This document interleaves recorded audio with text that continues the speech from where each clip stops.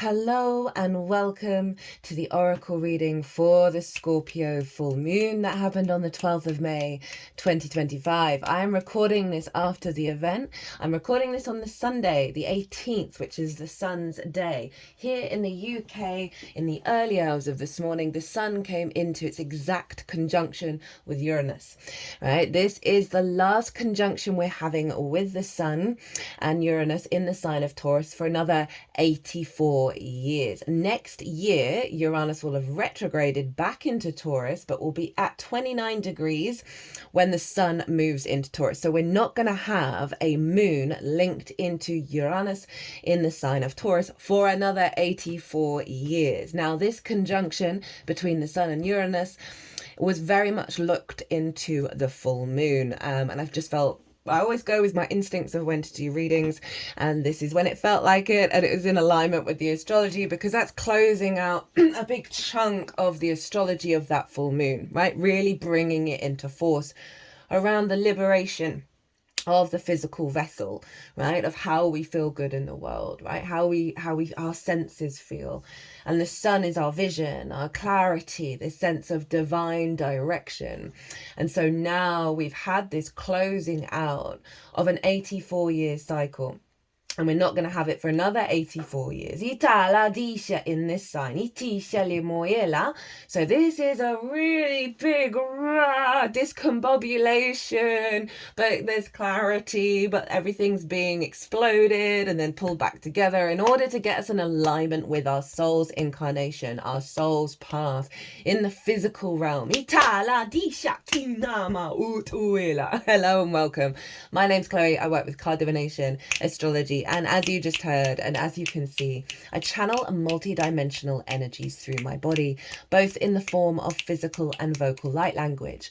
These are my guides, my spirit team, all coming through to help bring in healing, attunement, and activation codes to the messages that are going to come through today. So in this video, I'm going to be reading through these cards. We're going to be working with the books that the decks come with, as well as channeled messages. At the beginning, I'm going to sum up the astrology and some of the core channeled messages that showed up in the collective reading. That's where all the astrology is, because it's basically the whole chart wanted to get involved with this moon. So that's all over there in the collective reading. I'm going to be bringing through some key themes that came through in the All 12 Sign series as well. And this energy is going to serve us up until the Scorpio new moon, because even though a full moon does represent an element of completion, a closing out of a cycle, it really does bring in an activation code with the wisdom that we've learned from that cycle that we're then moving forward, right? So you're not missing out on any of the messages that are coming through in this video. It very much feels like this side was the lead up to the full moon, and then all of this is the unfolding over the next 6 months. So let's get into it. I always pull these oracle cards before starting any transit, and they sit on the table, and this energy's been vibrating through all of the videos, so it's really beautiful. I like doing these videos after the transit to really wrap up all the energy of what people I've spoken to, the experiences and all of that. Now, the main sort of channeled message that came through in the collective reading, this was one part of it, was the defrag of our emotional body, away from fear and away from paranoia, the clearing out of dead junk code, right? Code.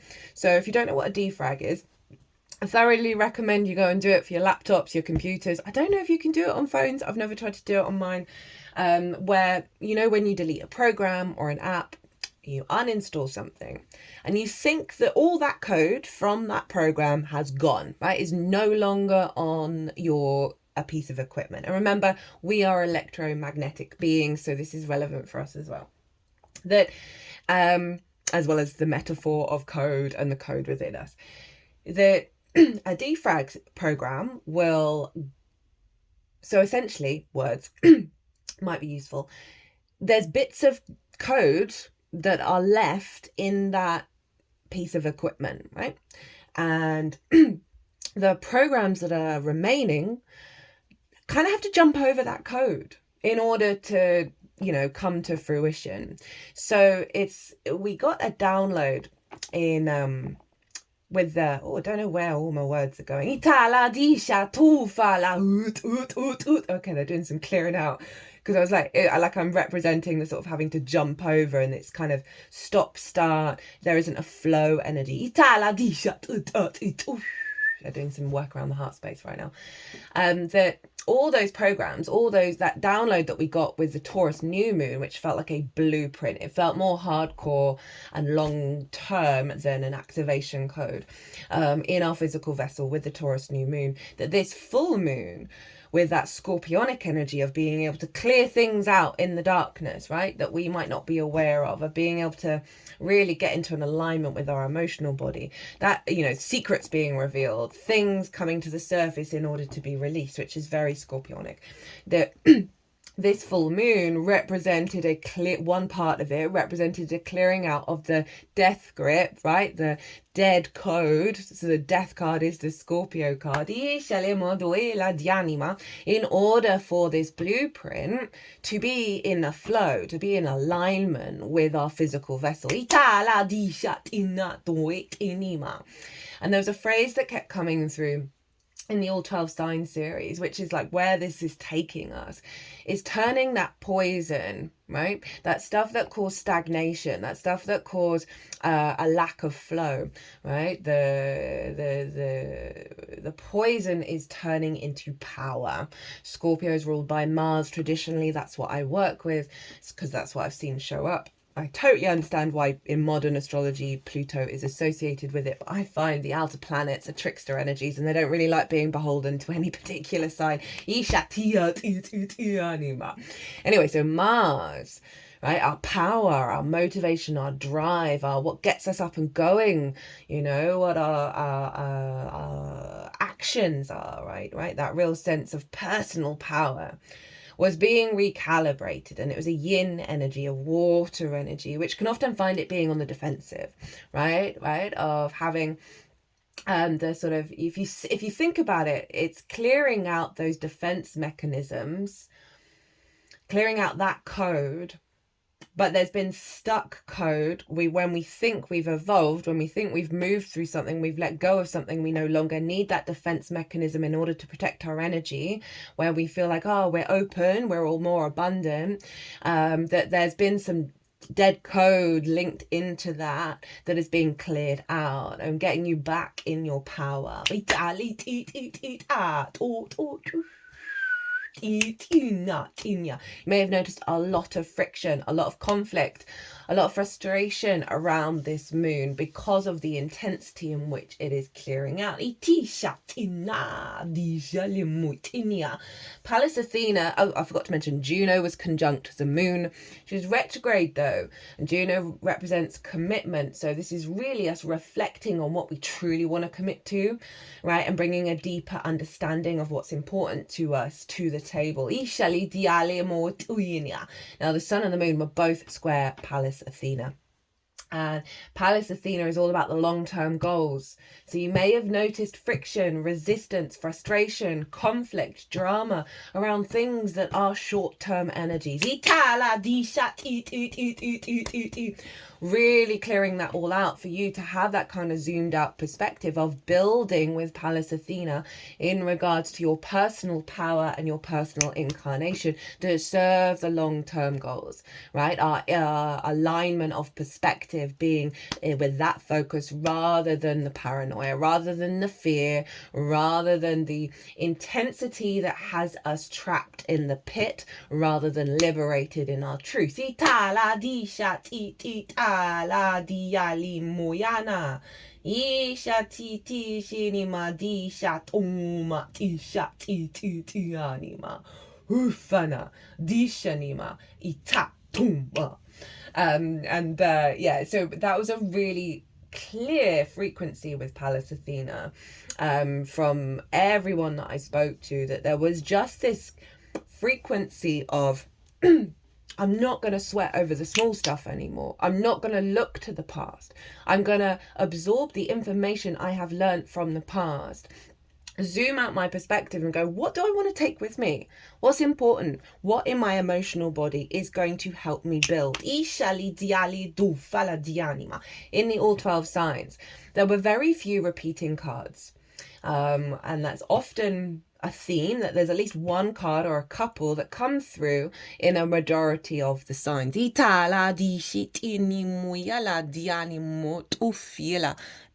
I think I've got to go and get an elastic band. 10:10 on the clock, because the front of my phone keeps falling off. Itala di anima.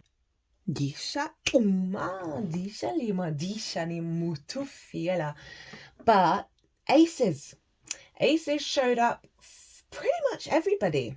And this really shows the level of power behind this full moon in terms of clearing out blocked energy. You know, that sort of, as I said, that your root code, your soul code has had to be navigating and distorted and jumping over. And it just means that there's sort of stop-start, this kind of fractious energy and not in its flow state. With all those aces was really highlighting how powerful that defrag was of getting us back to the origin, getting us back to the ace, the initiating energy, fresh new energy coming in for everyone that's in alignment with that blueprint, which very much felt like heaven on earth. But because of the power of that blueprint and how many distortions we hold in our field, both individually, socially, collectively, that this really needed to happen in order for it to instigate a higher level of integration, right? Because of, you know, not only in this lifetime but many lifetimes of the blocks around the awareness of your own divinity, and how bringing that frequency out into the 3D or from a place of power and certainty and trust, it truly creates heaven on earth. We're not trying to escape this incarnation, we're trying to bring the multi-dimensional sphere into it. Now Mars, the ruler of Scorpio, and Venus, the ruler of the sun, right, Taurus, so ruler of weather, and Mars, the ruler of the moon, they were trine one another in fire signs. A trine is an aspect of Jupiter, right? This brings things together in order to elevate, bring depth, bring wisdom, bring a higher perspective. And that leads to wisdom, confidence, flow state, abundance, beautiful energy. Mars, Venus are two personal planets around the feminine and masculine, the yin and the yang, not sex specific. Our actions, our deeds, our connection, our love in alignment, in harmony. Two fire signs, right? There's a flow here. They're both fire, right? They're both yang. They're able to transfer energy and information really quickly. And so it's our instincts were being recalibrated with this moon, right? Of our get up and go, right? That first instinct, like our very primal automative system, right? That is leading us to an alignment, right? From our passions, our drive, our independence, our courage, our creativity. But as I said, it's been a bit of an intense moon. There were lots of things that came out in the paper where people were being more realistic about certain situations, lots of truths coming out. Lots of there was one in particular, there was this gentleman who had been in prison for a very long time here in the UK, and they'd recently done DNA tests and found out that this person was not guilty, and they'd been there a very long time, and they had, and it was linked into energy around, right, Scorpio rules the sexual organs. Obviously we've got Mars here, and Venus, and the sort of negative polarity of what someone can do to another person in a sexual way that wasn't true. And so this person has been released. The truth has come out around the distortion on this. So that just I found that really interesting. There were a lot of quite intense subjects that came to the surface. You know, I'm not going to say them all out loud. I don't want to trigger anyone. I don't want anyone to get disturbed by these things, but it really felt like there was a groundedness, and also the liberation of the sun of someone's life coming out. Very on the money with that. And so that's a liberating of something that has been behind bars within you, that has potentially been pushed to one side because of distortions, right? Because of too quick thinking, right? Wanting to, they wanted obviously to, blame someone, get someone. So, it was a situation where the public can get very heated about and want answers. And yin energy doesn't like to rush, so when we rush ourselves, when we're very impatient, when we're half the chart is yin in any given situation, we do ourselves a disservice. And this also pulls back to Pallas Athena of what's being cleared out is poor impulse, poor judgment, right, around decision making, around how that then affects our actions, how it affects how we connect, right, and our capacity to engage in the world in a healthy way. So that felt like a really strong representation of what's going on. We also had Mercury square Pluto exactly by degree. The following week, there's definitely been a release and some very powerful things going on, but also still the fractitious energy, right, of what do you want in your life, right? Where are you giving your power away? Where do you want to be in your power? What's important to you? Lots of big conversations, like capacity to stand in our power and not fall into fear. You're going to get a lot of alignment around that capacity to be in that space that serves your soul's path. You're going to feel a lack of resistance when those situations come up, and trust your intuition about when and what you need to say and what actions you want to take in that regard. So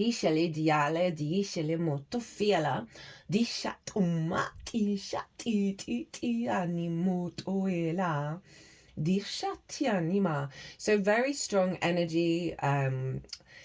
Anyone who had anything at the later degrees of Leo would have felt this even louder, because it would have turned into a grand fixed cross as well, where you may have felt pulled in so many different directions. This very much feels like a pulling apart for the threads of the junk code, the dead code, to come out in order to be pulled back together and recalibrated into this blueprint. So really trust the process.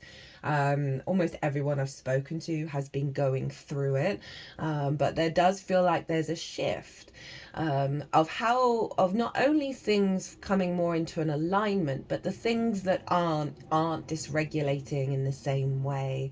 And when there are strong emotions coming up, being able to, with Pallas Athena, work through, okay, well, what's really important for the long term in this regard. Right, let's get into the cards. So we've got a lot going on here.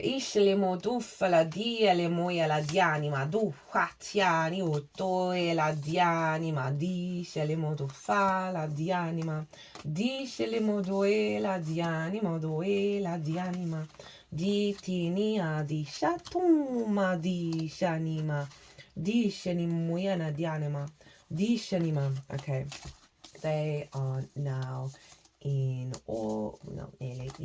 they're now in order. So let's flip them over one by one and see. So this very much felt like the lead up as well as a little bit after this moon. And it's not that we're not going to have certain things that we need to work through and let go of, but the biggest clearing has already happened, and now it's going to sort of flow a lot easier as we transition.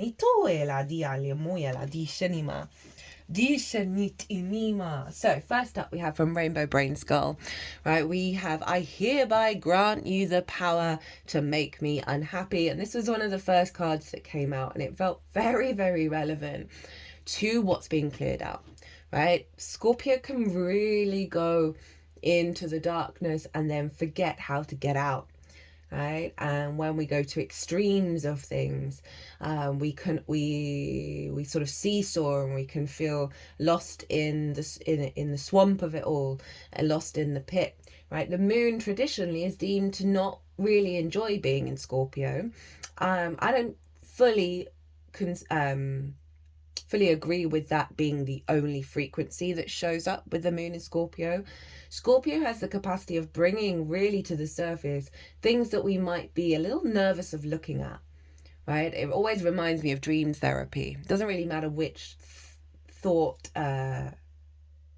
what's going on with my words today?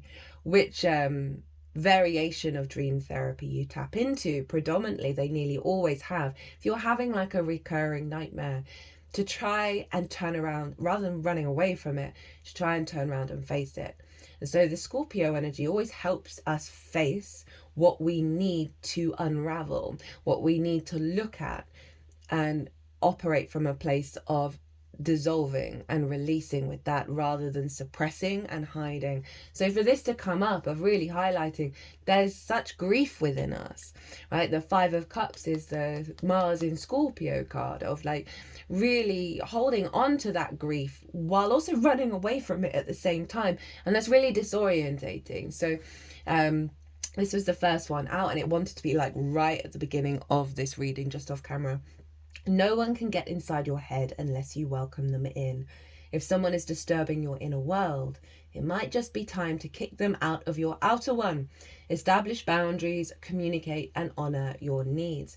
So it's really a reflection on how we have agency. Mars is very independent in its nature. We have agency of how we respond to the outside world.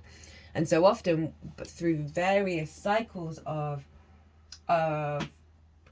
having probably very tragic things happen to us, we then get that kind of sweet satisfaction, right? It leads to a bit of a, and I say this really mindfully, and I'm aware of this within myself, of a victim mentality, where it feels good to be hard done by. It feels good to be unhappy and for situations to have caused us to be unhappy, right? Because then we feel a bit more in our power, like poor me, right? That kind of energy. And it's very natural and very understandable. Certainly go through it myself, on and off, not so much as I used to, but it's definitely still there, where I can feel the kind of, there's a tightness to it, and there's kind of a sweet satisfaction, right, in that darkness, and how we can sometimes really allow that frequency to take a hold of us, but we have the agency to shift it. And I know that can be really triggering, but one of the key messages I've had this year, which I've never brought to the table, is we create our own reality.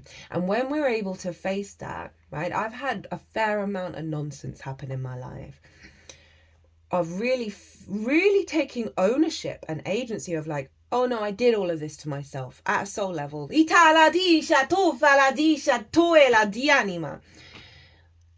Again, it's the Palace Athena helps give you perspective. Okay, if that's true, if that's really very, very true, and I signed up for all of it, with that power, how am I going to operate moving forwards? Am I going to let the same situations that may have really dragged me down before pull me down? Or am I going to go, okay, I see you, I see what you're up to, I'm going to go redirect my energy elsewhere, right? I don't need to fall into the trap again. This is very much a hardcore energy around taking back your power. It's not about suppressing any emotions you may have in certain situations. Let them move through you. Have that cry, scream into your pillow, rage in a forest, right? Whatever it is you need to do to let all of that out. And so often you find after you've cried, you're like, oh, I feel better now, right? There are processes in which we're going through of releasing. Oh, I felt the need to say the word demons. It's not really my vibe. Everyone has a role to play, even the demons, to help us then get back to sovereignty, get back to our power. They are just vessels for us to make choices. I've had some genuinely phenomenal situations happen over the last couple of weeks that have blown my mind, that have a very powerful frequency. I've also had some bullshit situations show up. where I'm like, oh, okay, this now seems to just be repeating old patterns. I thought I'd evolved, but no, here it is.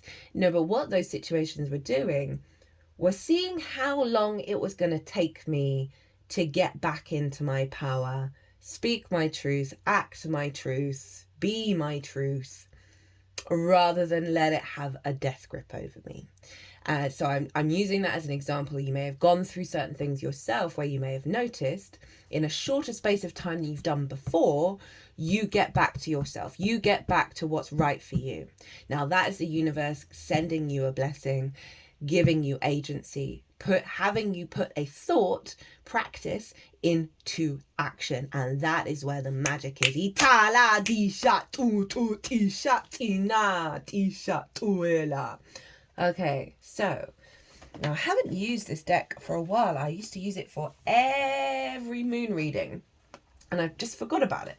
I love this deck. This is called Rumi's Gift Oracle. And Rumi was a Sufi mystic who wrote a lot of poetry and drank a lot of wine and communed with God, with the universe through love. And this came flying out. And it did make me chuckle because I think I pulled it after doing this. Speak about a representation of the death card, but it is a butterfly. Through that letting go of our cocoon, we are emerging.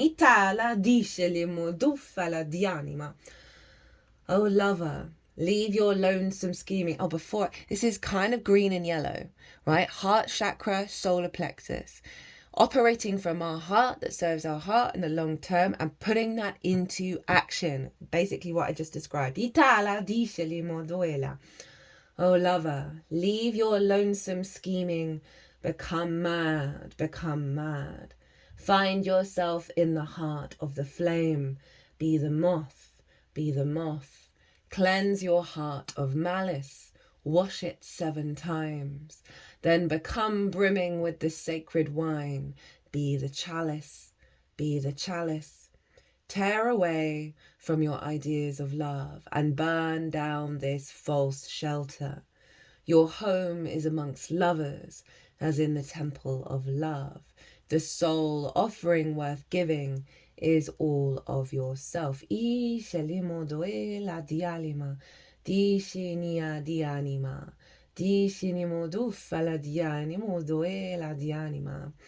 just going to read what Ari Hanav has written because it's very on the money. After chasing elusive happiness for lifetimes, we finally arrive at the moment where we know that it's best to give our life to love. So we pursue a spiritual path and let go of our attachments to an ideal mate and an ideal career. We develop rituals and attempt to let go. We let go of much, but still we suppress, suffocate, and neglect parts of ourselves that we don't like. In the ever so subtle pursuit of perfection, we seek to annihilate the undesirable parts of our being. But attempting to eliminate any part of ourselves is like cutting off a limb with the hopes that the amputation will make us more whole. So it's really talking about the full integration of self, right? Of burning ourselves up, burning those instincts up into love, and allowing us to operate from that place with the full liberation of our soul's fragments.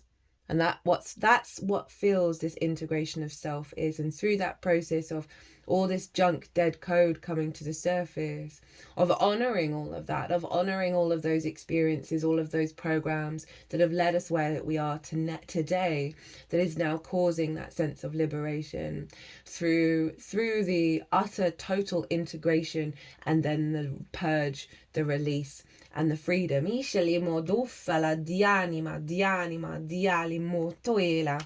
it's really honouring, one, the process of release, while also the peace that we're coming to, right? Cleanse your heart of malice, those defense mechanisms that I talked about at the beginning for various good reasons that have come to the forefront of this moon, of releasing where we no longer need, because those defense mechanisms come from a place of love or a lack thereof, right? That could then cause into spite, resentment, malice, doing to others as they have done to us. There's been a phrase that I've been applying to my life of, whoever is in my life, I want to do right by them.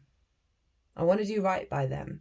And I've noticed that then the universe has been providing situations where I would have normally got triggered because that person may have been representing a deep wound where I have not been done right to, that would then have made me not do right by others, or it simply pull back my energy and disconnect completely when all I want to do is show love.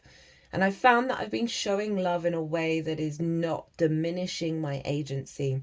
I'm showing up in the way that I want to be in the world without expectations of how it's received, and kind of honoring how others may respond to that. And that has brought me a great deal of power. It doesn't mean things haven't been difficult, but it's really allowed me to stand in my fullness of being, right? And through the shedding of the wounds, it has brought a greater sense, that cleansing in the fire that poem talked about has come back to the fullness of love. And I've noticed when I've felt sort of difficult energies that I may have sort of shamed in myself, I'm not doing that. I'm not doing that, but I'm not attaching myself to them fully, but it's not I'm not in a state of disowning as these things become released, because they are all a part of you. This old code is still a part of you, and so we're sending it all off with love.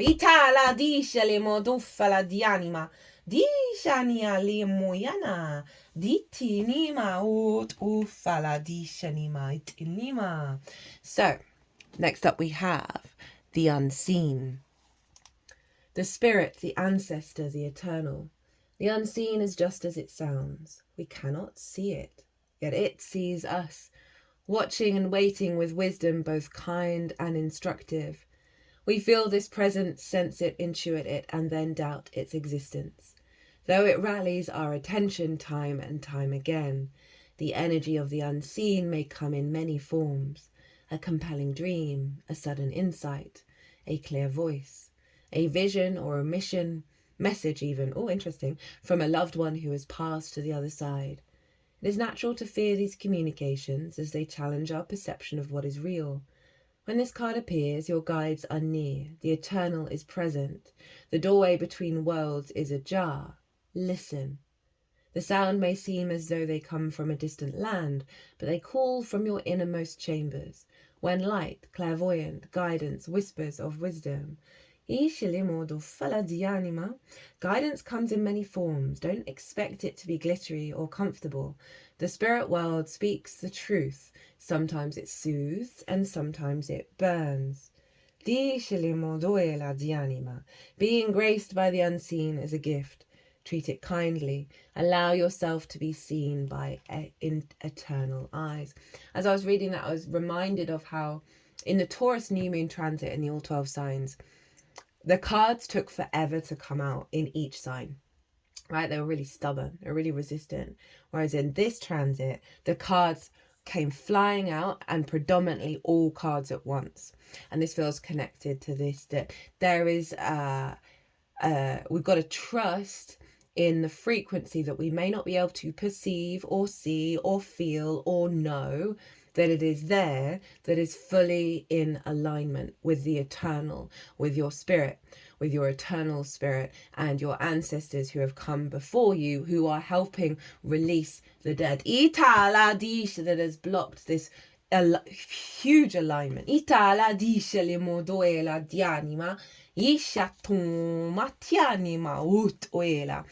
then we have a card from the Soul Cards Oracle.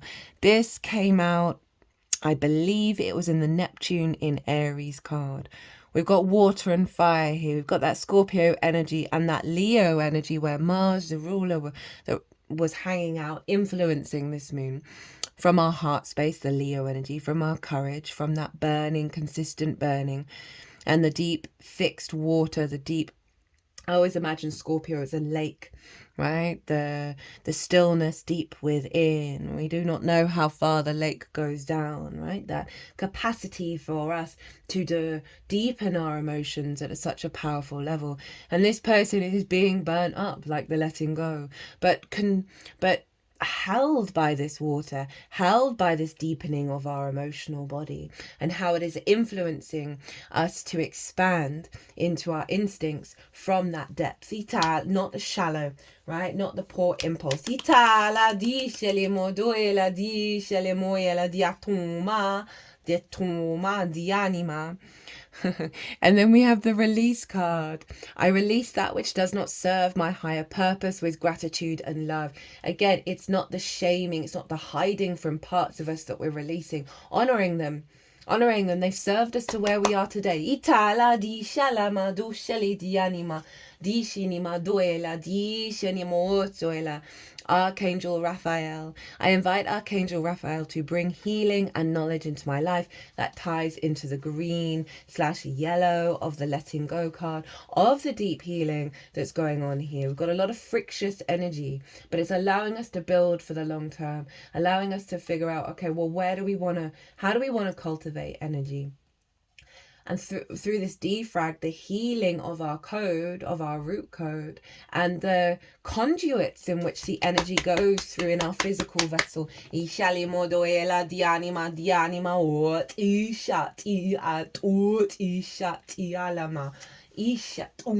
Fire of transformation. I mean, hello. With both Mars and Venus over in this fire sign. Radical purification, violet flame, which is about karmic clearing, surrendering, and resurrection. Right, the very phoenix energy. Right, I'm just going to scan this energy, just because there's quite a lot of text in this book, which I love, but we're just at the beginning and we're already 36 minutes. The appearance of the phoenix signals a great change on my path. Nothing feels stable. Will my life go up in flames, I ask. The phoenix lovingly answers that things are not as they seem when we let go of the old paradigm comfort zone, right? So really acknowledging the intensity of what we've just gone through with that full moon. I'm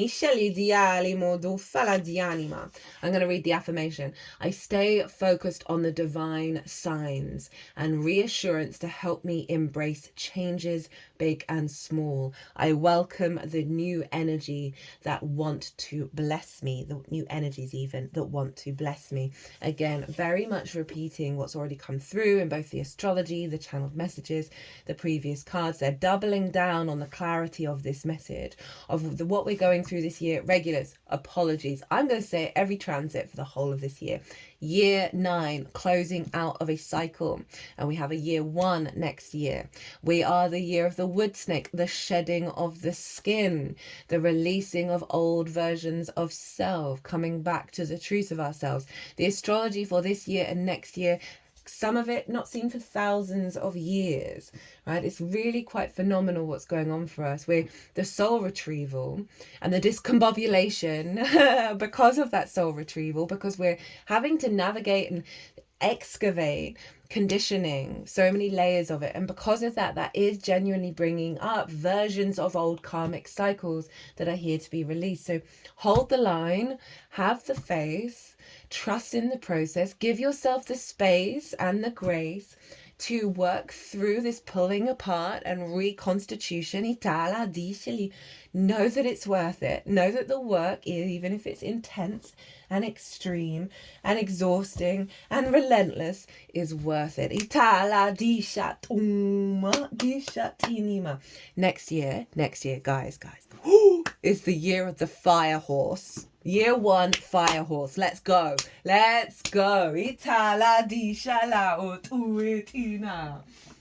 Okay, from the Astro Ascension deck, we have Chiron, the wounded healer, transforming pain into growth, emotional and spiritual wounds, inner trauma, deep struggles, healing wisdom, insights, healing power, key to helping others. And obviously Chiron is in Aries. Venus is coming into conjunction with Chiron. Mars is it's a little far away for an exact trine by degree with Chiron, but by sign they are trine one another. So that is again facilitating energy to heal wounds around our motivation, our drive, our action, our love, our connection, our harmony. Right, let's see what the book says. You're healing your deepest wounds and liberating yourself from the prison that they have kept you in. It might not be easy, but you're doing a great job. Thumbs up, everybody. That I added that bit.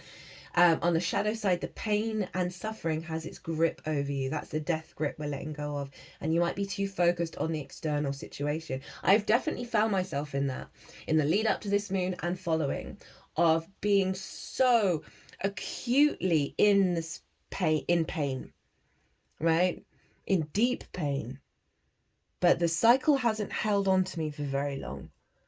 And as I move through it every time, the energy shifts within me at a really profound level that I'm like, okay, I wish I hadn't gone through that, but I appreciate how that was a master teacher in this situation, which is Chiron, the master healer, the master teacher, the wounded healer.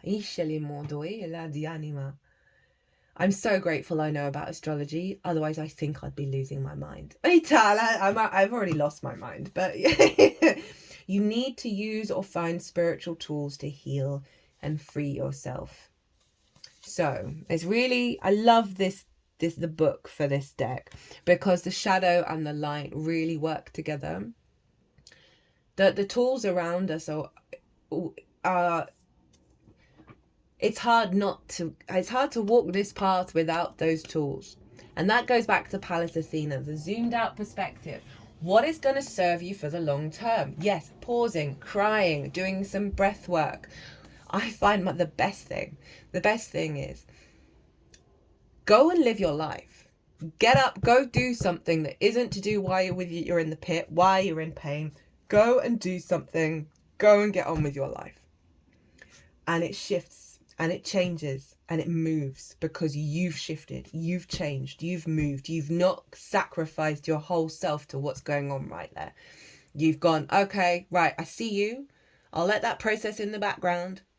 I'll let go of trying to control it, and I'm going to go and do something, right? That is nothing to do with what that's about.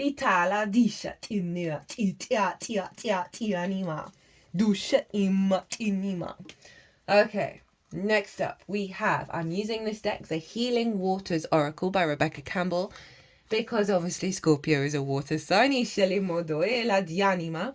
We have the Healing Lagoon. Rejuvenate, recovery, time to heal, it's safe to stop. The healing waters are here to hold you, to heal you, to revive you.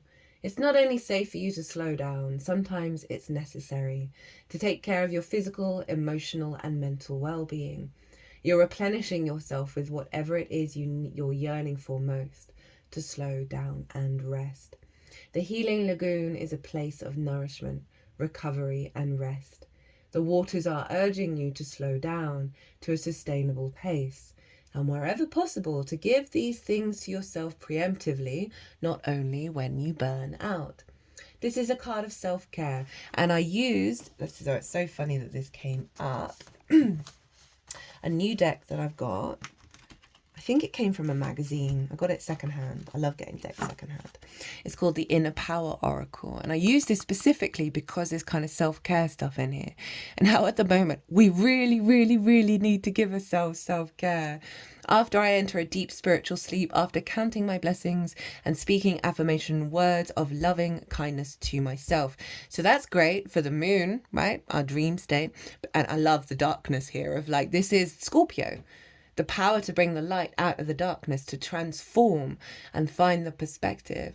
So a perfect representation of what we should be doing before we go to sleep every night at the moment is redirect the energy and honor the transition that we're going through. This is a card of self-care, pleasure, and tender nourishment. How can you ease into resting, replenishing, regenerating, receiving? The healing waters of the healing lagoon are waiting to receive you, to replenish you, to hold you, to regenerate you. They're waiting to attune you back to your innermost natural and alive state. So book that vacation or the morning off. Reduce your working hours so that when you show up, you can show up fully. The patriarchal expectation of grow, grow, grow, push, push, push isn't sustainable. Your body is your most precious asset, so take care of it and regularly make time to regenerate and rest. And now this beautifully ties in with the Taurus energy, right, of the vessel, of we're going through a lot. Our emotions and our physical body need that time to process. Doesn't mean your mind has to get involved. And that's what I meant about going and doing something else. It's not about busying, it's not about suppressing, it's about acknowledging that there's a parts of you that can process this without you having to put your focus on it. And go and do things. Something was really dysregulating me yesterday, and I couldn't come to the table. There were so many things I wanted to do, and I felt dead inside, lol, and also really sort of heartbroken. And I didn't have the instincts. And it had followed an evening of real magic and real alignment. And I woke up the next day and I was like, what is going on here? And then I realized, okay, no, I am just processing. It's Saturn's day, releasing a lot of karmic, emotional stuff. It's the last Saturday, I believe. Wait, no, I think Saturn moves into Aries here in the UK next Sunday. Give me a second. Let me just get that up. I mean, obviously, Saturn's going to retrograde back into Pisces for a while, but it's our last... Yeah, Sunday. Okay, no. So we're going to get another Saturn with Pisces, but it felt very powerful. Anyway, I got up. I was like, okay, I've got to go and do something that helps me connect to the earth, helps me slow down and get out of my head. And I went and cut grass with scissors. Well, with bigger sort of secateurs, but essentially with big scissors. And I was on my hands and knees and I was cutting back a lot of grass and came out the other side feeling at peace with myself, right? I wasn't thinking about what upset me or why, or wasn't trying to figure out what was going on. I just allowed that peace to come through, and it changed my vibration. It changed all of that. So that's really beautiful energy. Even though I feel we've gone through this healing lagoon, there's still going to be tendrils of a lot of this unfolding, but we've got the higher perspective now with it, so it's not going to completely take us over. But this sense of connecting back to our physical vessel and allowing that to communicate to us of what it needs rather than what our mind thinks is going on. Right, we've got another lovely card from, I don't think I said what this is, the Lemurian Star Child Oracle. Resolution, right? Coming to that state of resolution. Old timelines collapsing. Insights, higher self-embodiment, expression.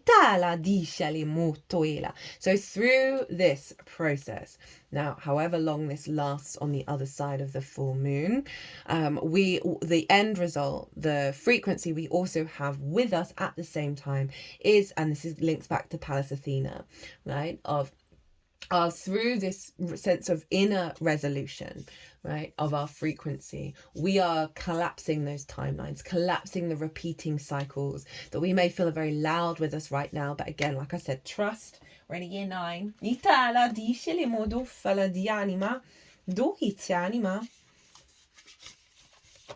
So we've got from a unicorn deck. Ooh, that's so funny that fell out of my hands when the word is closeness, right? It was like, oh. So that sense of feeling like they're not close in the 3D, right? That fell out of my hand. But they are, this energy is around us energetically. Your unicorn, I nearly said uniform, interesting. Your unicorn is so very close to you. This card tells you that your unicorn is close to you. Allow yourself to relax into its love and trust that your wise and beautiful spiritual companion is helping you. So that feels like there's a part of me energetically that can't connect to that. And what comes through in these collective readings tends to be what's going on with everybody, of that there's been some heavy stuff and it's hard for us to see the magic. I feel like there's a little bit of a tightrope going on and a seesawing. That we're going to come into balance and we're going to feel this at such a profound level that we haven't felt before.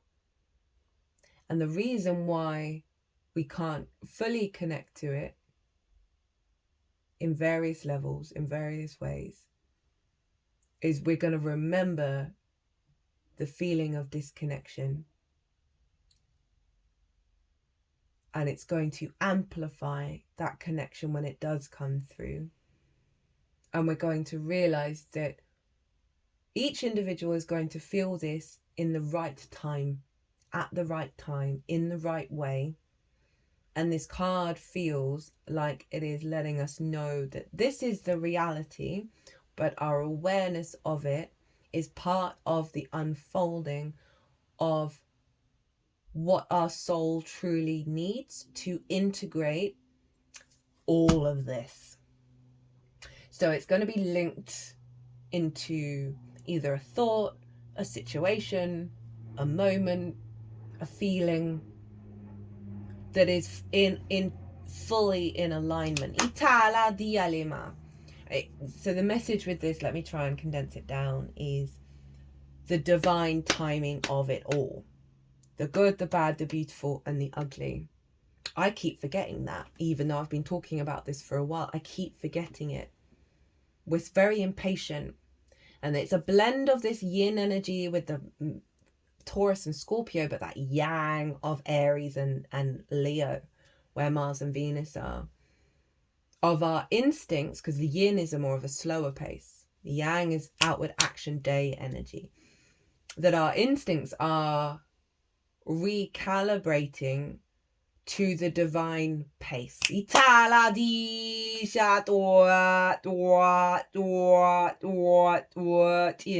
there are going to be moments over the next 6 months, however long it takes for each individual, where we're like, oh, light bulb moment. Oh, I get it. Oh, I get it. I understand all of the things as much as we possibly can. And it's going to lead to such a level of tenderness with this, see this image, this tenderness, this sweetness that is linked into your inner child. That if you'd rushed it, it reminds me of, they did a study on people who win the lottery.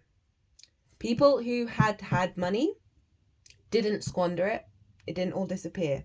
People who had no money, it disappeared. We are creatures of habit. We are breaking so many habits right now. And the best way is the slow integration. And it's worth it. It's worth us acclimatizing to the abundance, acclimatizing to the magic, to the flow, to the alignment. Rather than, there's this channel, you probably know them, it's quite famous, Matthias de Stefano. And he said something that was so resonant within me. I've always had a problem with the 12-step program in terms of the moment you fall off the wagon, you're at zero. It's as if it's eradicating all of the work that you've done to even get to where you got to.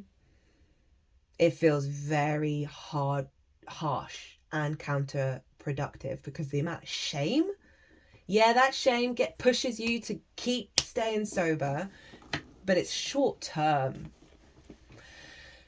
That Matthias Stefano said, if you're striving for the light and you ignore the shadow and you're running towards it and you're rushing the light and you zoom really high, you're going to come crashing down. Like crashing down. that the best way is not the seesawing from side to side, but I do feel like this current seesaw of extremes is going to really come into balance. But when we're like, there is only light, and deny the shadow, then the shadow's just gonna go, oh, hello, and go, poof. This is what you thought of me. Here it is showing up. Itala di shatinia. So that sort of stop-start that I got with it falling out of the hand it feels, that it is letting us know to trust in the process, and everyone's going to have their own experience around this. Itala di shatinima. That is leading to a deepening in our emotional body, where it's integrated, where it's embedded, where it's embodied, rather than superficial and fleeting and extreme, like seesawing. Itala di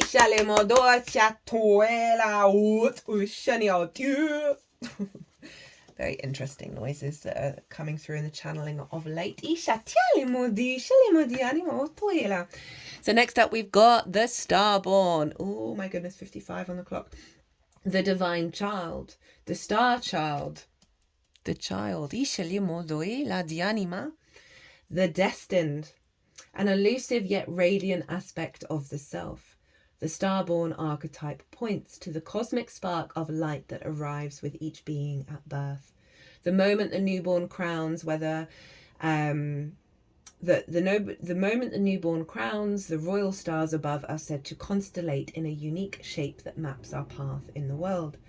The idea of destiny is controversial, yet the Starborn naturally feels a sense of destination and purpose, aiming itself towards a future that is beyond the mundane. When this card appears, travel back to your birth story for clues and insight. This card always reminds me of Wim Hof. So Wim Hof, if you don't know who that is, has been a big proponent of bringing into the collective field techniques from all around the world around breath work and the nervous system, particularly in regards to cold. And he was born, so he has so his predominant things are like the cold plunges and holding of breath, right? And he was born in a freezing corridor, like freezing corridor, with the umbilical cord wrapped around his neck. And I never forgot the moment he told that story, and I'd known about, how significant the birth story is. And I was like, that is the most loud representation of how much that governs us. And then you add on the astrology, right, of how your natal chart gets recreated in the 3D form. There's no getting around it. Of this sense of alignment and trusting in it. Itala di, that has always been here. Itala di shatinima totinima titinima titinima. What did you desire when you were young? Practice seeing your life from a mythic point of view rather than as a series of logistics. Read the story of the three fates and envision yourself born under the stars with a unique destiny. When light, a light, trusting, vibrant, aimed. When dark, feeling of misalignment, loss of longing. Itala di shalimodoela dianima. Di shinimodo shalama dianima dianima. Di shinima.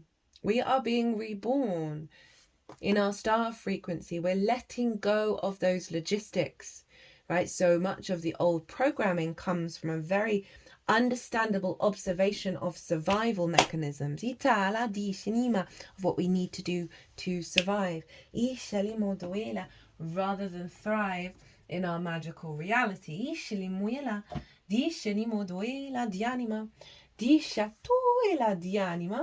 Okay, they're wanting to do this one came through and this was hilarious. Evolve into a non-complainer. Dianima. And that feels like the evolution away from the dead code, right? Thing is, when we hang out in the more because obviously the darkness is the void and the bed of creation, but when we hang out in the darkness in terms of it can be, if we think about it more in its negative polarity, of focusing on the bad, focusing on the pain, on the suffering, on the grief, on the things going wrong, right? And when we complain about things, honestly, we do then create a frequency that gives us things to complain about. I've been in a certain situation where I've been around a lot more complainers than I'm used to being. And they spent a lot of time complaining rather than doing work. But they were complaining about not having time to do the work that they needed to do. It was genuinely quite hilarious. But then after a while, I started finding that I was starting to complain. And I wasn't working at my fullest level. And I was like, whoa, okay, that was a very quick turnaround of energy influence. And then I started going, okay, no, this is not how I want to operate. This is not the vibe. But I'm just sort of bringing it to the surface of, we're in a culture of complaining. Isn't it that statistically we're more likely to do a bad review than a rave review of somewhere that gave us life? How fucked up is that? How messed up is that? That we have this default to put the complaint out there, to criticize, to judge, to shame.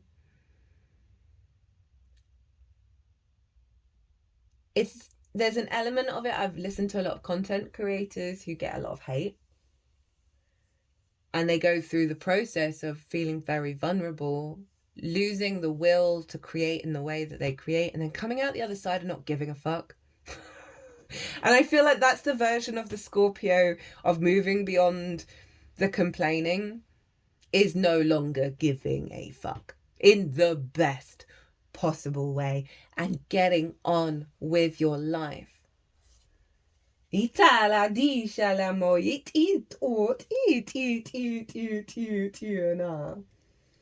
highest vibration one can achieve is to be okay with any outcome. Like the monk from all those stories would often say after anything bad happened. So. Right? That's another version of saying not giving a fuck. Be neutral in what's going on around you, and then see what emotion comes from that neutrality. And it's not going to be to complain. It's going to be to get on with your life. Get on with your life.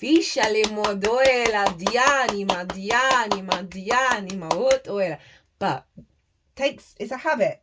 We're creatures of habit, and fixed energy highlights that even more. We had a lot of fixed energy recently.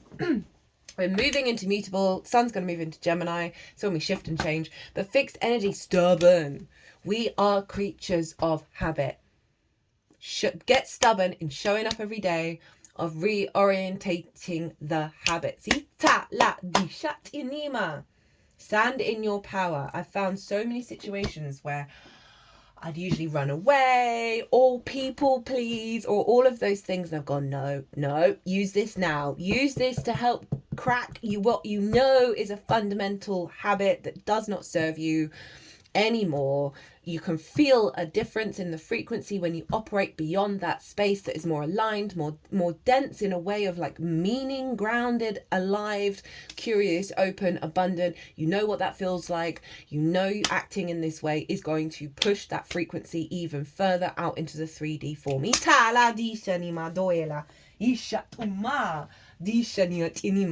And then we've got eternal life with the central sun. Now this is the last card, and I thought in this deck, I've not used this deck for a while, it's What We've Forgotten by Amy Miranda. And so this is us stepping into that light body. But what I love about this card showing up with a Scorpio moon, oh, thank you, that's reminded me. I had a download about Taurus and Scorpio, is the journey of the lotus flower, right? The lotus comes from the bottom of the lake, in the mud. It comes out of the mud and reveals its beauty. But it's only able to reveal its beauty because of the nutrients of the mud, of the compost, of the darkness, of the shadows. And look here, we have the light and the dark in balance with themselves. The honoring of the path. 14:41 on the clock. Boof. And this is a 9, year 9. Okay, the vastness of forever. The Egyptian symbol of the Ankh is that of the cross with the oval over the top. It is the hieroglyph for eternal life. It represents the masculine, the feminine, and the divine. At the top is the oval of the sun coming over the horizon, and the union of heaven and earth over and over again. One creation myth in ancient Egyptian mythology was that heaven and the earth were known as Nut and Geb, the sky goddess and the earth god, the daughter and son of the lions, moisture and air. The grandchildren of light itself, they followed each other in sacred longing throughout time. This has been carved for all to see for thousands of years because energy doesn't die. Love doesn't die. It transforms, it transmutes, it wraps around you if you let it. It protects you. Learning to work and walk in light may help the transition between worlds. It may help us be more familiar with the controls once we were in the afterlife. The soul is defined as the spiritual and immaterial part of a human being or animal. It is the compassionate and empathetic part of us. It is also the piece of us that has the prospect of living forever, lifetime after lifetime. It is the part of us that is regarded as immortal, the divine part who continues the adventure. We may have forever in spirit, but our human lives are relatively short. So making and remembering moments is part of the adventure. What moments have helped define how you want to spend forever? What kinds of moments are you working to collect more of while you're here? Are you trying to collect complaining moments? I mean, I bet some are like really epic, but is that what you want to collect? It's reminding me of like they do the studies of the 100-year-olds or people who have lived a good long life and all of them say, love those around you. Follow love. Don't worry about work. It's all about, that sense of connection with your own life from a place of love. But we get caught up in the hustle and bustle and the pain of it all, don't we? What kind of moments are you working to collect more of while you're here? What moments can you collect for yourself and those you love, whether on earth or in spirit? What experience have you had or heard that illustrate the prospect that the life as a soul may be eternal? May we remember that the light of love is without end. And to love that darkness fully. And when I say the darkness, I'm tapping more into the negative polarity of that, which isn't the whole of the dark. Obviously, we know that. But the intensity and the defense mechanisms and the fear and the paranoia when we, if you think about how too much light, in the far northern hemisphere where they have days without nighttime, without rest, in the dark, there's a higher percentage of mental health issues and of another thing that YouTube will flag if I say it. Right? Too much of one thing. Drives us mad. We need that balance. And that honouring of it. And the more that we honour of it and the less we're in resistance of it, the more we come into integration and pure flow where we're able to ride the cosmic waters in our power and meet everything as an opportunity, which I'm going to talk about with that new moon in Gemini that's coming up. Because that's the last Gemini moon that we're going to have with Jupiter for 12 years. The central sun. Abundance, downloads, regeneration, success.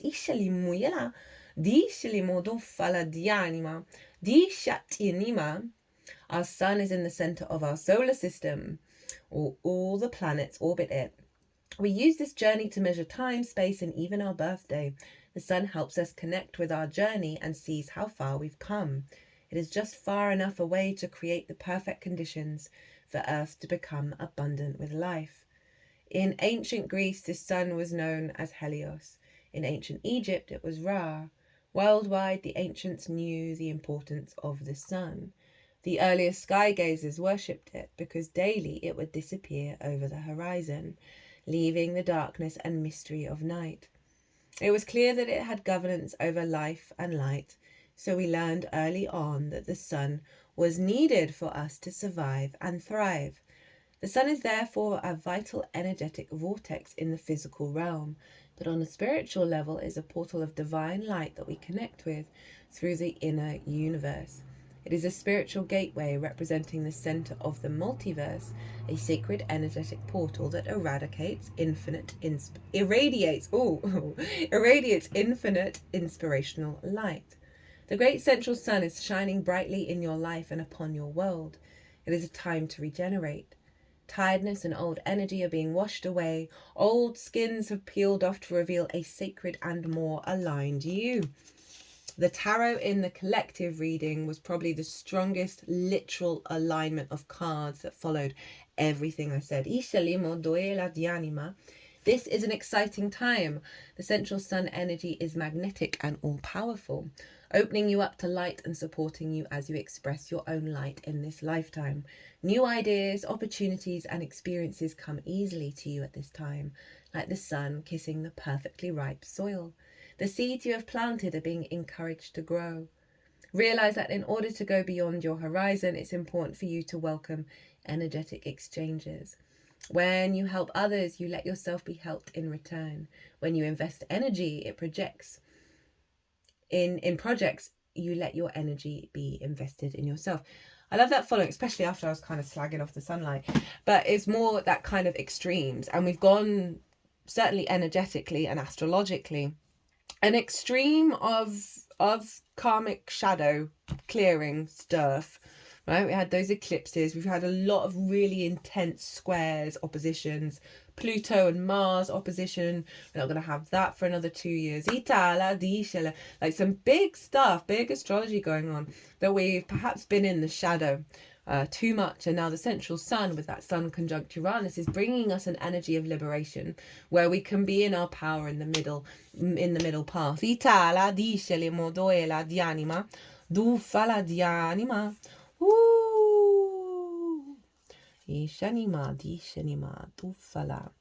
Right, I know there's a fair amount of cards left, but a lot of them are very quick, so bear with me. Every time I sit to pull the oracle cards, I'm like, I'm not going to do that many because otherwise it's going to be a 2-hour reading. And then every time I just get on a roll. Okay, so I've reached for the Nightingale card, even though the planetary wave is there. So I'm going to read this one first and follow what my instincts were guiding me to do. Fearless voice, speech, communication, or song. This ties into what I was saying of how I felt that I found myself in lots of different situations where I've spoken in a way that I don't think I've done before. And that is that the Mercury in Taurus square Pluto, that was really infused into this moon of being in our power in a way that doesn't disrupt, in a way that doesn't recreate old cycles. It may disrupt in order for the truth to come forward and whatever other party or situation to then match that truth rather than respond in ways that are based on old patterns. The song of the nightingale is otherworldly. This simple brown bird, almost unnoticeable amongst the flashy plumage of other birds, transports its listeners to the realm of poetry. Nightingale energy is with us when we write, compose, and especially when we sing. It reminds us that music heals the deepest wounds. This card indicates a need to open the bridge between the heart and the voice. Is there something you need to say? How long has it been since you sang? Turn it up, write it down, and let it out. When in balance, sing, speaks freely with kindness. When out of balance, shy, lump in the throat. So that's a nice little clue of when the astrology of this moon, which is locked into the Scorpio area of our chart for the next 6 months, where there's a situation where you need to speak your truth. And if you're unsure of which direction to go, if you're feeling a tension around the throat, if you're feeling that lump, it's a sign of you are safe to speak your truth in this space. But remember to do it from kindness. Because it's really, really damn vulnerable doing it. And that's Mars in Leo, helping us operate from the heart, from a place of vulnerability, and put that into practice.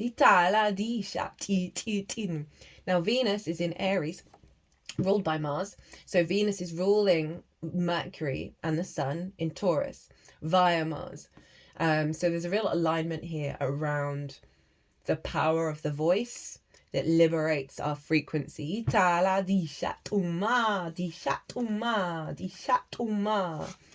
And then we have planetary wave, soul mission, trust the inner call, soul team.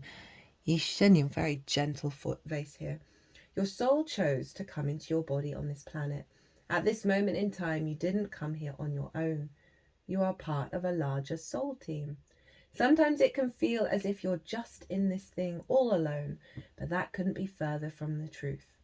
You're one droplet in a vast ocean of consciousness, here to flow with life. You're being called to trust the current of your own river and to answer the deep call within.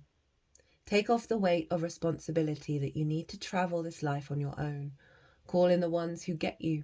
Realize that you are part of a larger team. You are but one thread in the great tapestry of life. Your mission is clear. Keep doing what you're called to do. You'll never know the full impact that your being here on this planet will have, and is already having. Keep trusting the call deep within. The more you embrace who you truly are and surrender to and flow with the current you're being called to, the easier it will be for your people to find you. Like two rivers that meet, and remember that they're made of the same thing. You're not alone in your calling. Ooh. Yeah, lots of beautifully repeating messages, which just shows the level of alignment that we're in and the level of trust we're being called to step into with what's unfolding. The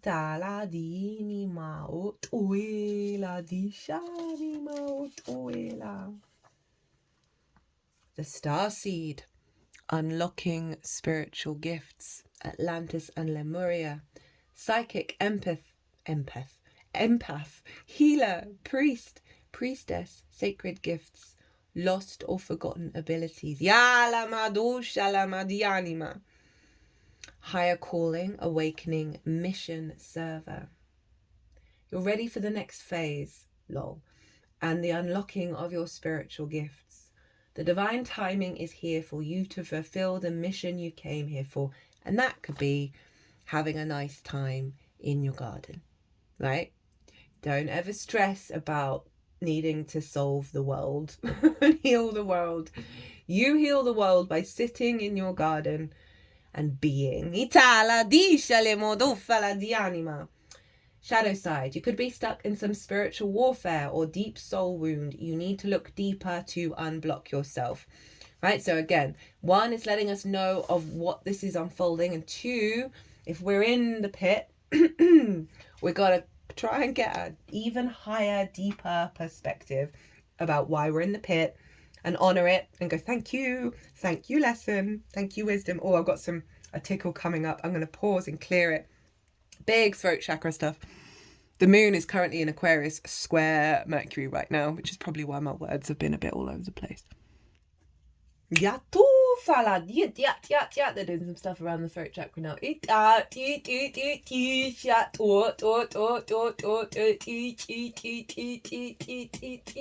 I'm just hearing, we ask that you set the intention to be open to the truth.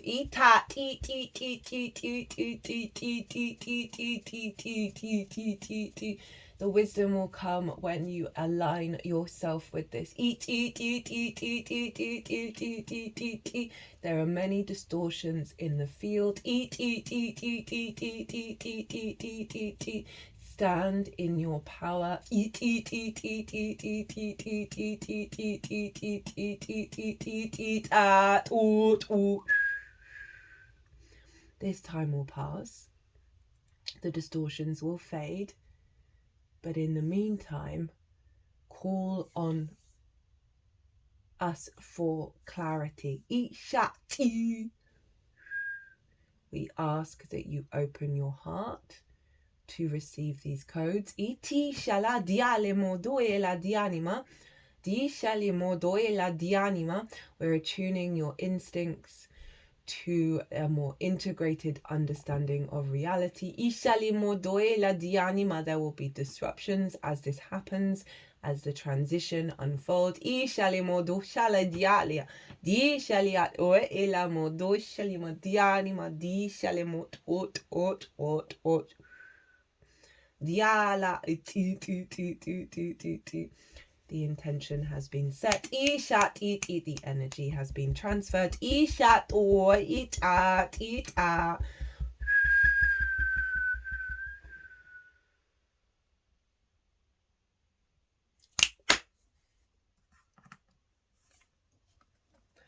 Find your bliss. I am following a path I love and I am fully aligned to my soul's purpose. Well, now that's just summed up the cards of where we're headed, what we're doing, where we're unfolding into. Ishalimo doela. Hisha. Isha.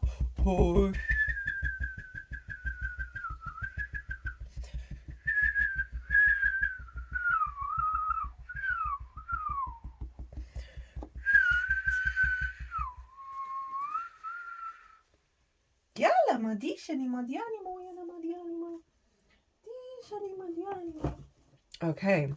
And then, following that lovely energy, we've got prosperity and Kali of creation. Ishali moyala. Disha tianima dianima.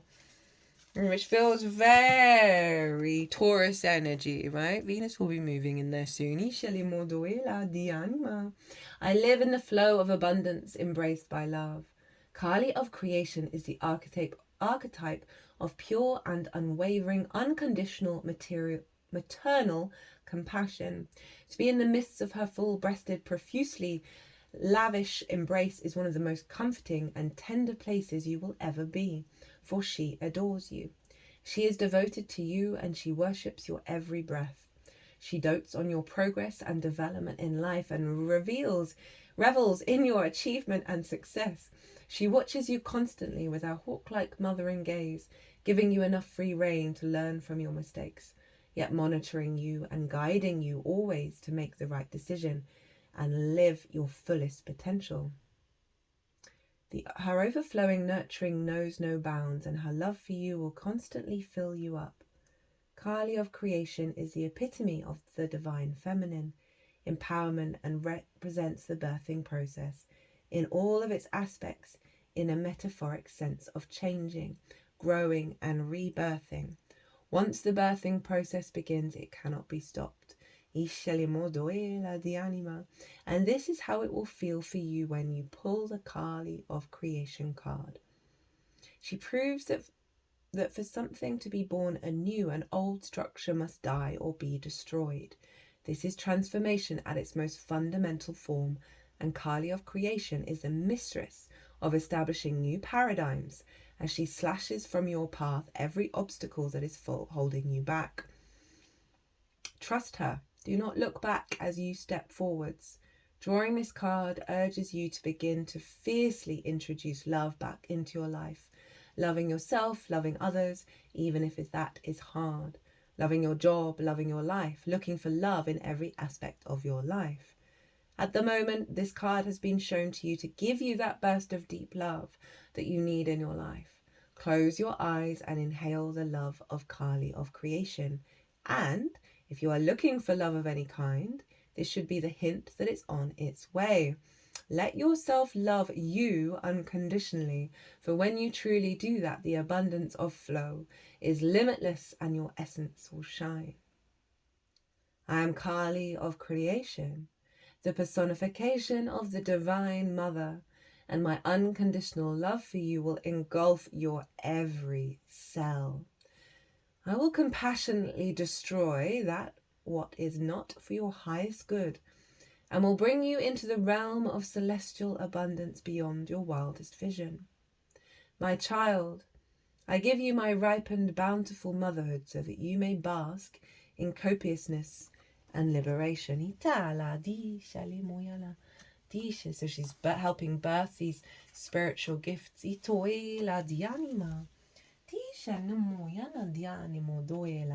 Prosperity.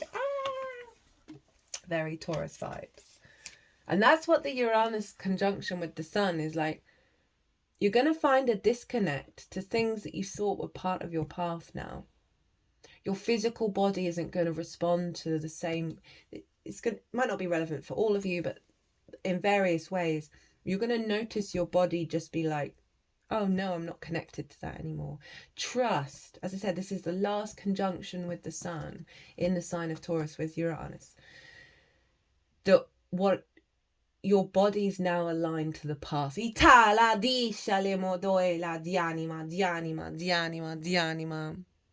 Got another 9.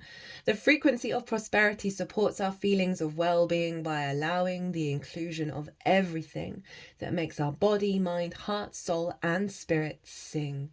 It invites us to express ourselves in joy and celebration of the abundance and riches that the universe provides.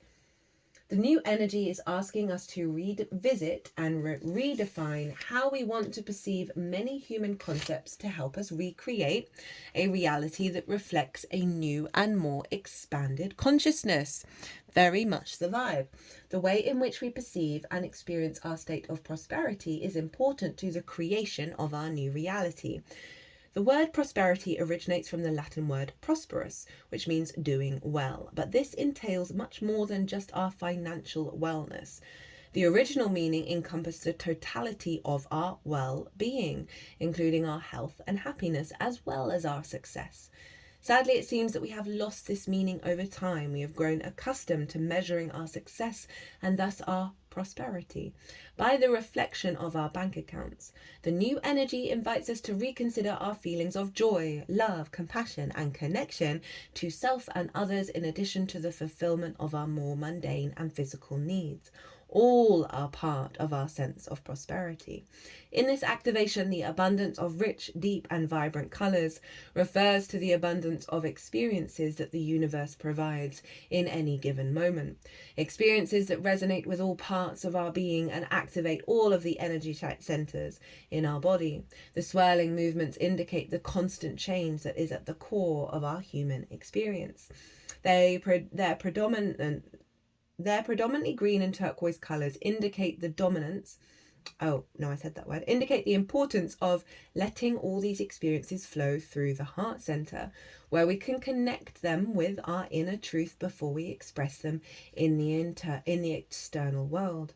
The forest in the background and the double squares support the activation of prosperity on a level of our earthly plane and our daily lives, so that all of our needs are fulfilled, those on the emotional and spiritual plane, as well as the ones that ensure our physical survival and well-being.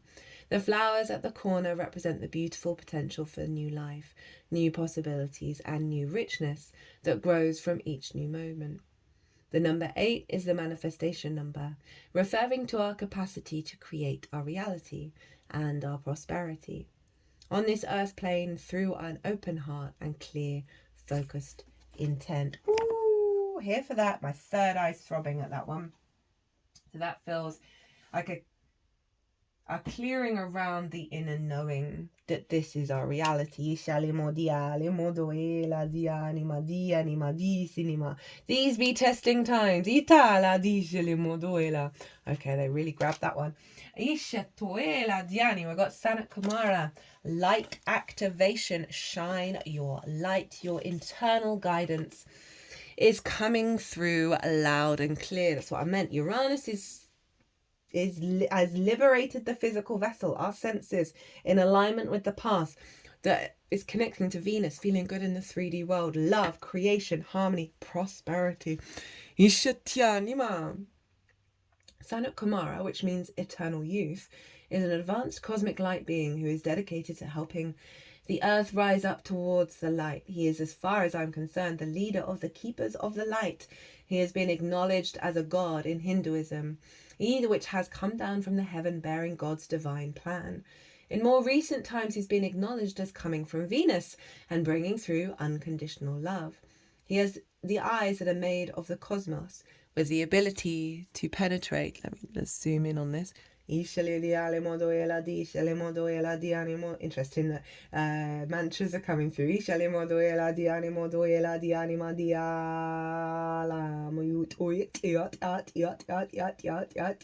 Nice bit of code coming in.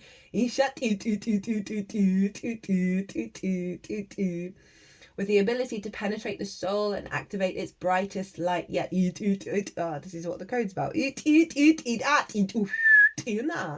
He can seem otherworldly because his looks are beyond human. He is a being of the light, shining with the purest intentions. He is the twin flame of Lady Venus. Together they activate the heart and light of those who welcome their help so that they can shine brighter than ever. You are here to light up the world. You may feel that you're being pushed or there's a lot going on at once, and this is because your energy is magnetic to others and they want it in their life. Take the time to listen to your inner voice. Remember the cosmic light of heaven and draw it into you. That is all you need to do to inspire the world. And with that, we've got Neptune, who has moved into Aries. I did a transit series on that. If you've not caught it, it's taking the energy in that transit. It's taking us up to the 4th of July when Neptune's going to retrograde. And all of the readings, the collective reading, all of it, so unbelievably profound. A reorientation of our instincts back to our original divine frequency. In a nutshell. Neptune, light of inspiration, time for a spiritual retreat, dreams, inspiration, universal love, psychic receptivity, awareness, oneness, enlightenment, and we've got a bit of illusion, deception and trickery at the end of it, which will help us connect to the universal love by realizing that the deceptions and trickery are part of the process and all is one. You are being called to transcend your reality and find deeper peace and meaning. Solitude or a spiritual retreat would be highly beneficial for you right now. So again, kind of tying back to, there's a lot of work that we're doing on the multi-dimensional spaces, and our physical vessel will need the rest and we'll need the time to process.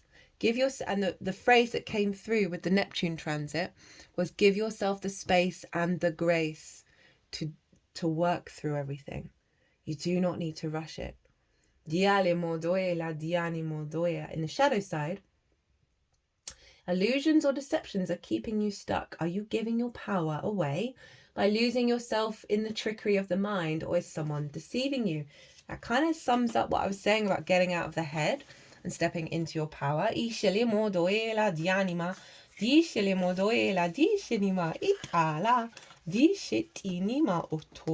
So, final rainbow Brainskull. It's one of my favourite cards. It makes me chuckle every time. Ride ends, choose arm position. Right, which one are we doing? Are we the terrified, or are we like, I'm turning that terror into exhilaration? None of this is forever.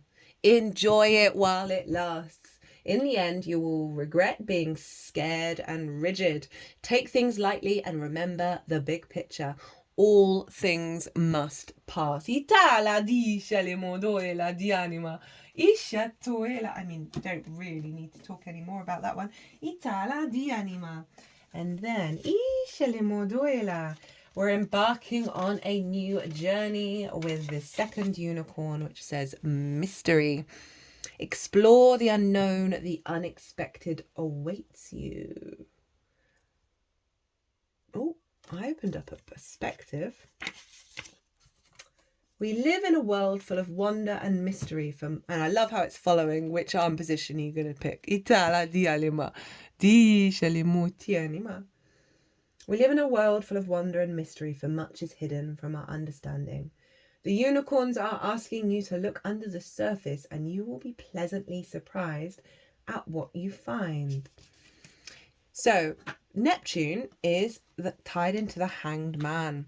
That's all about perspective and not knowing all the things and being open to shifts and changes, being open to the old patterns dissolving that are revealing the deeper mystery, revealing the deeper wonder within ourselves, within our existence. Right.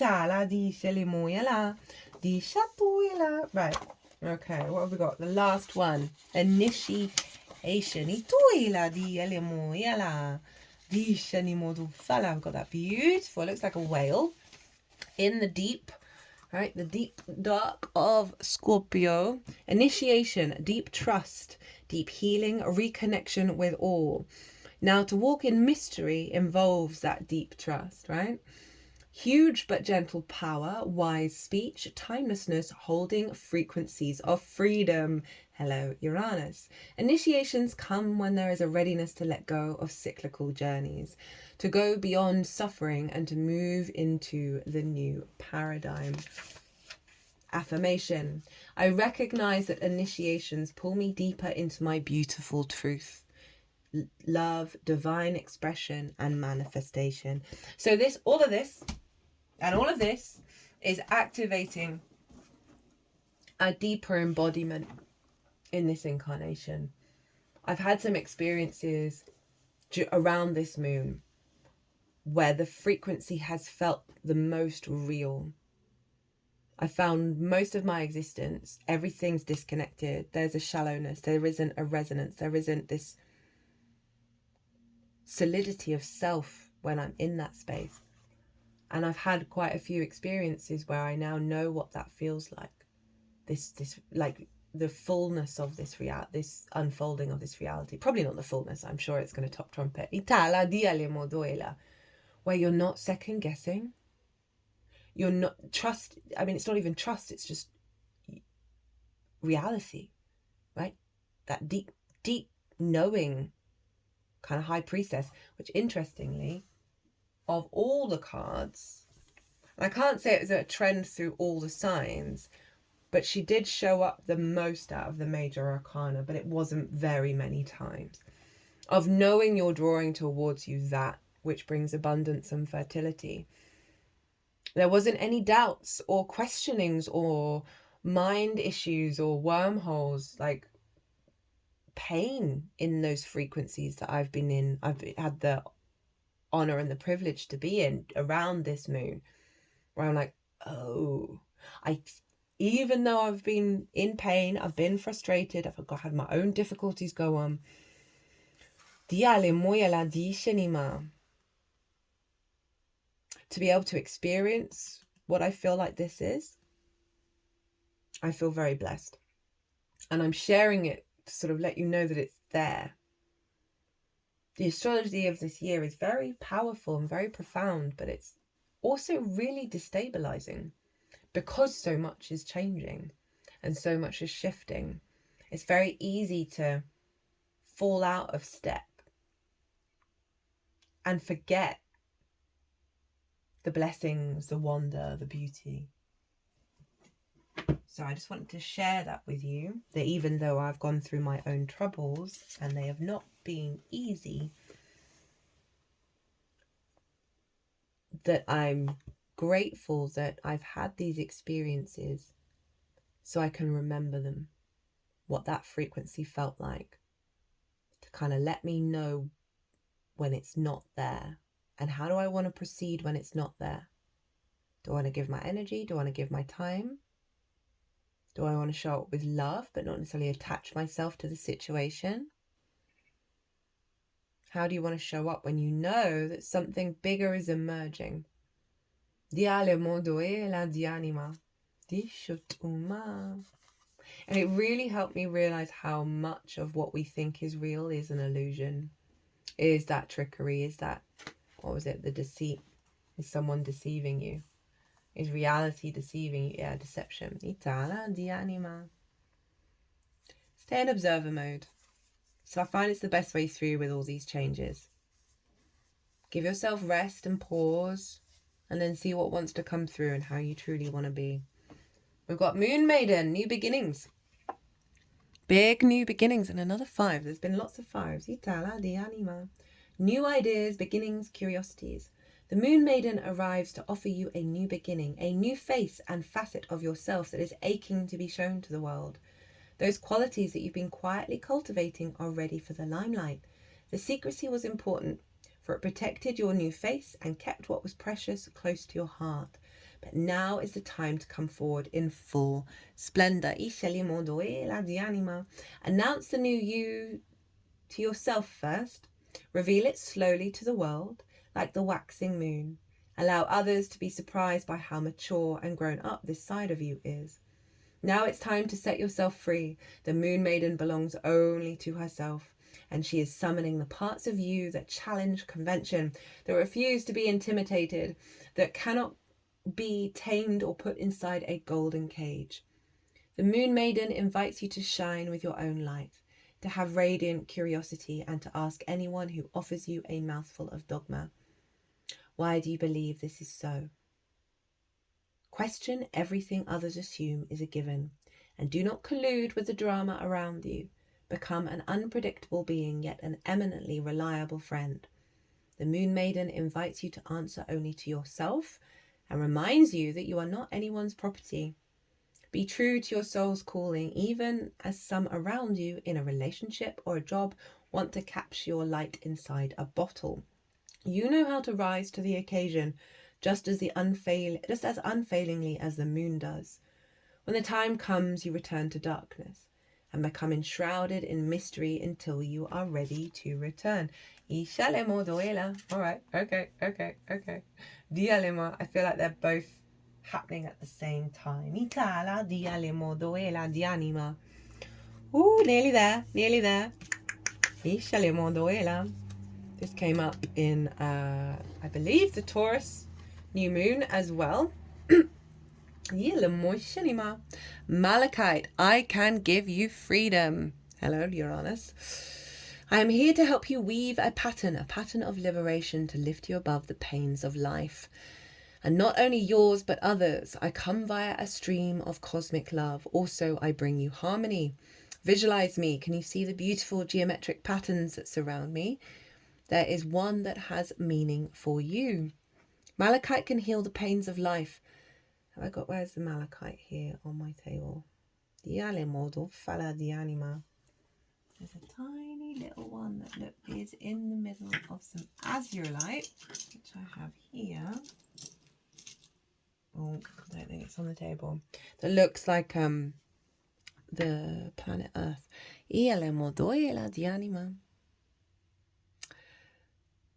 Pains of life, particularly of the physical body, good to carry and sleep with. It is a healing energy for the skeletal structure, and it also heals your spiritual problems. Meditate with malachite to find the problem. It's also very grounding, and that's what the energy that I was talking about felt like. It felt very solid, whereas most of my life nothing's felt real or solid. Ditala di anima, placed beneath you to bring the centers into focus. Malachite is an energy of reason. It brings reason to situations, reason for your thoughts. Therefore, it can stop a train of thought that is going in the wrong direction.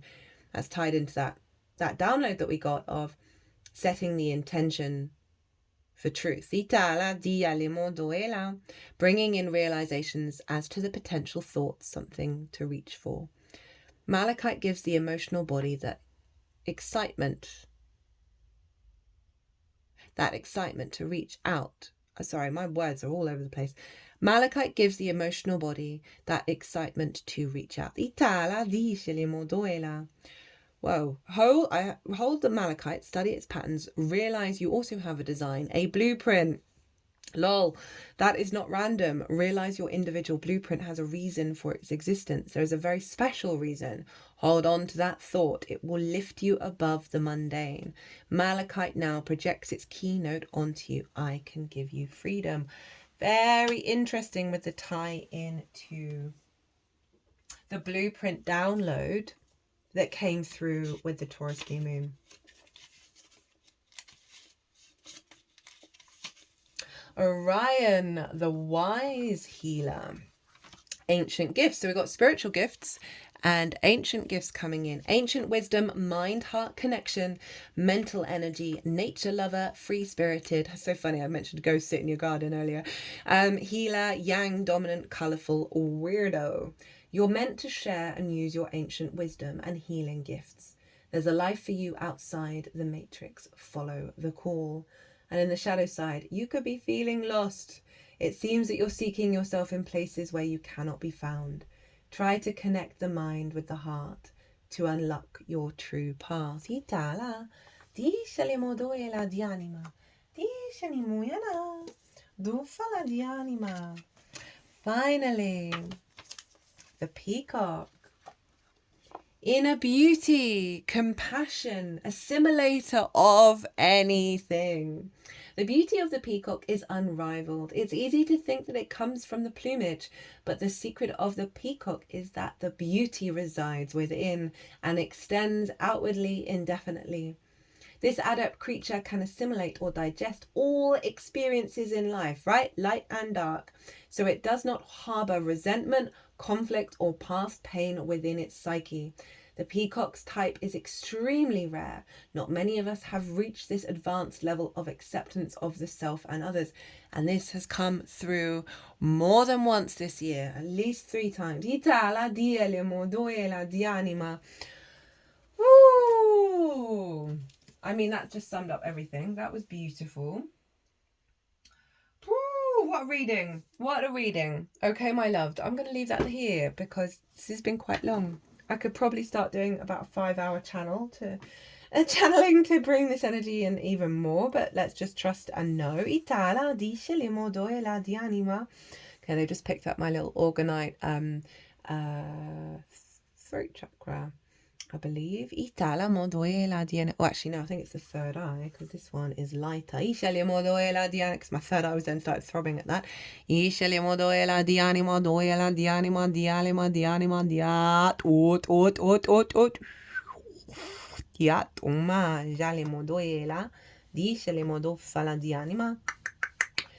my loves, I'm going to leave it there.